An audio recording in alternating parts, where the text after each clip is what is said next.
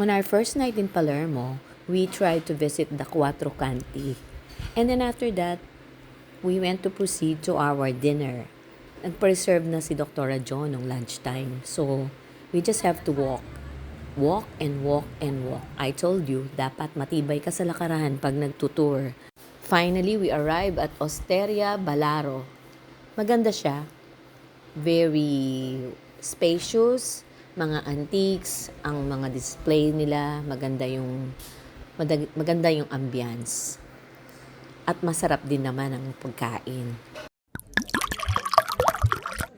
Doc Jo for preparing this trip for us. Thank you.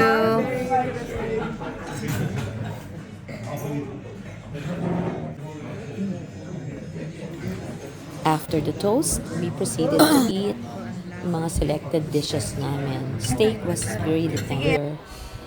Ako, favorite ko tong mga seafood pitata. Enjoy ako talaga sa mga to. And I really love them. Fresh na fresh kasi yung mga seafoods. Si Menen steak. The others, ganun din. Identify. The masala is the one on the middle. Whatever. Basta, kainin na natin. Oh my God, canola. Go for it. After the sumptuous dinner, we walk again to go home.